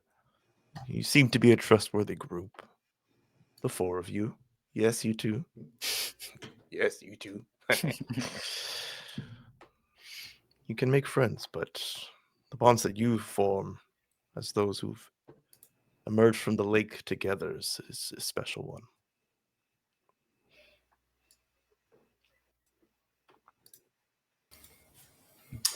Is it time for That's rest, I believe? I don't think we'll be solving any more mysteries tonight. Well, maybe is that all right if we leave the panther's corpse there? Yes. Is there anything we can do with it to not make it a waste? Oh, don't worry about that. Here, nothing goes to waste. That's what I was hoping. We were hoping. We can fashion the fangs to your liking if you wish. Sort of trophy. Is this your first kill? His. I'm gonna point to nameless. Yeah, I could I guess it is my first kill in this You life. should keep it. I shall. I don't sleep much. Sleep is for the dead, and I've been there. I'll have something for you in the morning. I'll help your friend out. You can take any of the rooms inside of the house. Just not babies, obviously. Thank you. Of course. Yeah, it's appreciated. Thank you. He grabs a handful of nuts. Well, sleep well. And he goes off to the back of the shop to rejoin with Olim. I think the night comes to a close for each of you. There are a number of rooms enough for you to be there, as you know that the rest of his family is in the other city. Why do I forget things that aren't right in front of me? I have no object permanence. Yes, Kisasi. And so their beds and their rooms are up for grabs. If you wish, you can sit outside or find a large rafter to fasten yourself upon. No, a bed will do me just fine.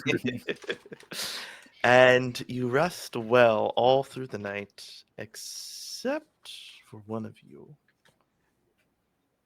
Basalar, Oh, unexpectedly.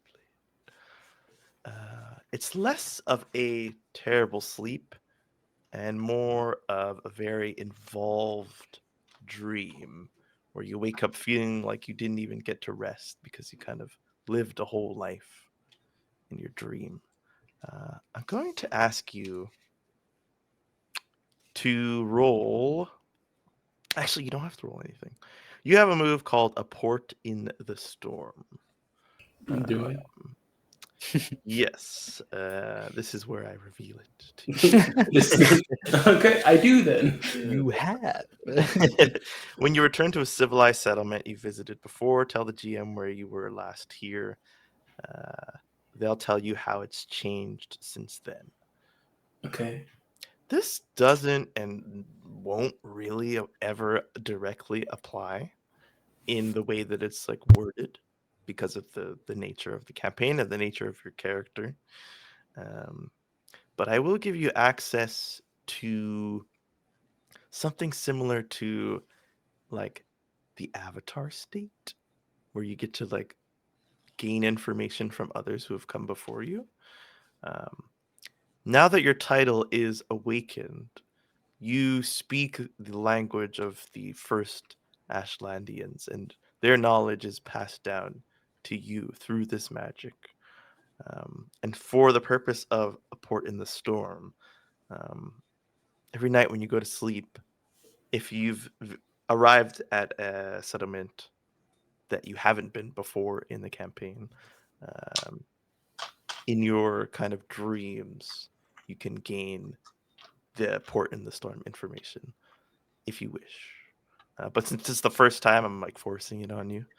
It's kind of like a involuntary thing. So what? I guess like when were you last here? You being like the entire line of Vorde who have existed, and it can be back from the origins of the Ashlands up until present time. So, like, at what point was I like, or were Vord ever in this village? Uh, how can I like focus the like?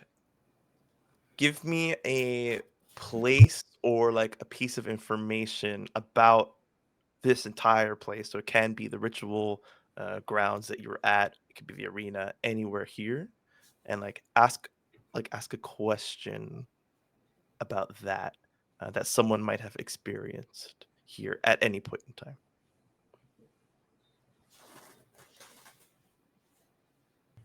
Seeing as how we're trying to get our own stones, Mhm.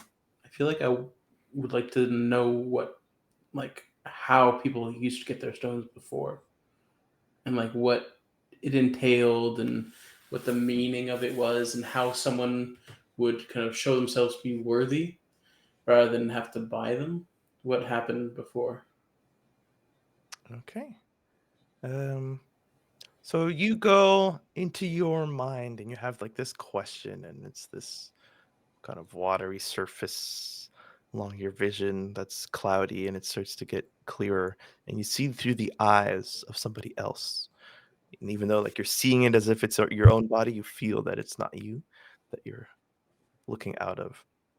Um, and you see a little girl, maybe the same age as BB or a little older. Um, and you and her are working on something. There's a box full of stones, and there's a little tool, like a little carving tool, that's just placed on top of that box. And then in front of you, there is a bowl of water. And besides that is a bowl of those flower buds, but none of them are disintegrated or decomposed like the ones that you had held during your process. These look freshly picked. Um, you see the mom guiding the daughter through the process. These stones, when picked up, they have a kind of like shimmer to them that's more indicative of the properties within them than what they're made of. Like they do look like they're made of stone, but there's like a magical sheen that kind of like glosses over them every once in a while. And she takes the tool and she carves out a little hole into the stone and she places it down. And she does this with 8 stones. And then she takes the flour and she dips it in the water. And she's talking through this process with her daughter. She's taking these charged stones and she's charging each of these individual buds relating to all of the aspects of the magic of the Ashlands and charging them with the water of the Ashlands. And then she is placing them in those spaces, in those charged stones that were created. There is some spell work as well as some weaving that's like a magical kind of weaving, not necessarily placing a needle through a stone, but doing so like with magic. And they are woven into this bracelet, and it is this very involved process that takes time and devotion and dedication. And when it is done, the girl is presented to it, and you see like the family gathers around as she puts it on, and each of the stones kind of glow in turn and then fade. And there's a little bit of a celebration, and you see like some packed bags and rations waiting by the door as if someone is going to go off on a journey soon. And so you get the sense that at one point this was a learned skill that people could have. It's not far enough back that you think that this was before like the civilization and the order and all that. Like it's recent history enough where all that stuff still exists, but the And process that of knowledge passing should through, also exist. Or... yeah. And it's there's no oversight of anyone from the order in the room. Or there's no feeling of fear or of need of payment, anything like that. It's just like this cultural family process, and it is given to the youngest or the most recent to come of age. And then your eyes kind of like, her eyes close and your eyes open, and then you kind of wake up feeling unrested, but not mechanically, just feeling as if you were alive in someone else's skin for 8 hours. And I think we will end right there. Hopefully, Shadim will join us next time. He can describe what he did with his weapons. You will receive your trophy for your kill. And hopefully, we see what the day holds. Before we sign off, and my alarm isn't even on yet, so that's how good I am at remembering. EXP.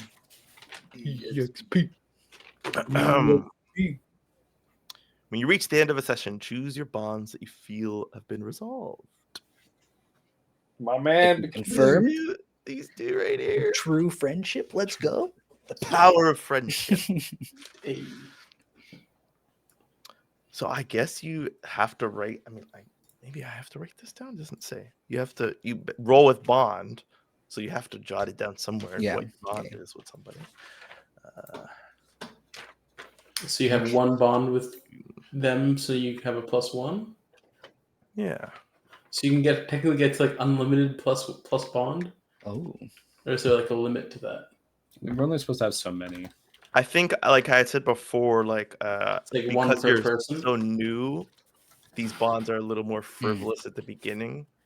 But like now that you're friends, that kind of X's out a lot of bonds that you can form because friendship already encompasses a lot of stuff. So it's gonna have to be like something else, something big or something bigger. But I don't mind them going up to like +3, +4. So let's see. Are there any new bonds that potentially have formed? I know there's only 3 of you now, so it lessens the number of bonds. But Basalar, did we create a bond in the past? It was to get out of Kasasi and kind of Get go to Bothos, get to our destination, as to like pass through the barrier, kind of just to leave and discover ourselves. Kind of, it was very an open-ended bond. Well, because I named each of the bonds. So I have the bond of friendship with Pekinyu, the bond of creation with Olim, and the bond of travel with Basalar. Yeah. Okay. Very true. Okay. No more bonds. No more bonds. Ask the player, the character, blah blah blah. That's fine. Now let's ask the questions. Did we learn something new and important about the world? Yes. Yes. Those who should not be named. Did we overcome a notable monster or enemy? I think so. I think we did. Yes. Did we loot a memorable treasure? I got Potentially the pelt. yeah. I would say that because it was established to be like a trophy for your first Cheers. kill, which is a memorable event, that is also a yes. Thank you. So that's 3 experience. Hell yeah. Beautiful. The bond doesn't give EXP, right? It does. It does. Mark XP and write a new bond with whomever you wish. So, Is the alignment supposed to do the everyday? oh, yes. Why is that not there though? Hold on. Resolve relevant as the player, the character you want. They do. I guess it's supposed to come up when it actually happens. But let's ask so we remind ourselves. Yeah. Party sheet for Pekinyu. Protect someone weaker. Oh, interesting. Now, if you answer yes to this, that'll say something. But no. Are you kidding me? He took out the ball for one hit. I don't think he's weak. Basalar. And I have an idea for a bond. Oh, okay. Sorry. No, because he did protect. Did you protect Basil? He set himself in front of us, like both of us, Yeah, and took the defensive position. But no, I was thinking that you think he's weak. Basalar definitely thinks he's weak. On a technical, muscular level, he's stronger. So 100%. I don't deny that fact, but I'm gonna say no. I'm gonna say no. I don't want it. I don't want the EXP. Okay. Get the EXP. No, because it'll make sense. Okay, trust me. Okay. But your bond is weaker. Okay. Weaker now. But for the bond, can we full power? Because I would like to actually like have Pekinyu talk with Nameless, and then we can form a new bond. Yeah, like a little more naturally than just kind of pulling one out of our ass. Sure. If you're okay with that, go ahead. Do you want to do that right now, or do you want to do it next session? Next session. Okay. He wants to have it to happen naturally more than like just like creating one on the spot. Mm. Wonderful. Protect someone weaker.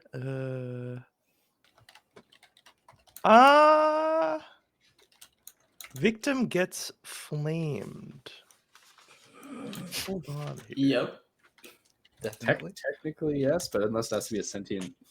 Sacrifice an unwilling victim to the flame. Oh, what the heck? Damn. The trees? Oh, so flame of victim is sacrifice an unwilling victim. Yeah. Oh my God. I mean, I don't think the panther wanted to get killed. That's what I'm like, you know? Was not willing for sure. That's interesting. You did say its eyes had like bubbled, that like popped from the heat. Mm. Okay. Oh, That was second thought. do you feel that was in accordance with your alignment? Like if you were separately aligned, you might have taken a different action. Yes. Okay. Then That is yes. I'll give you the XP. And Basalar, perform your art to aid somebody else. I believe you absolutely did that. Exactly. Mechanically, you aided someone's aid with your arts, as well as helping your friends not get caught. So you can mark an extra experience as well. And everybody at home can mark an experience as you have witnessed episode 9 of Fashion Lucky Blood. you guys. Just like that? What the heck? Just like that. Hopefully you've leveled up at home. If not, there are plenty more episodes for you to experience up on our YouTube. There are a bunch of clips up on TikTok as well as Tic-Tac-Toe, a winner. There are a bunch of TikToks and YouTube shorts up for you to watch. There are tweets up the wazoo, although that site is very quickly crashing down to the ground. So follow us on Instagram instead, or come by our Discord channel. Come post memes with us and gifs and talk about TTRPGs. I believe I'm not forgetting anything else. We will be back on Thursday with potentially a world building or tutorial. We'll see ya. Come on our Discord and we'll let you know beforehand.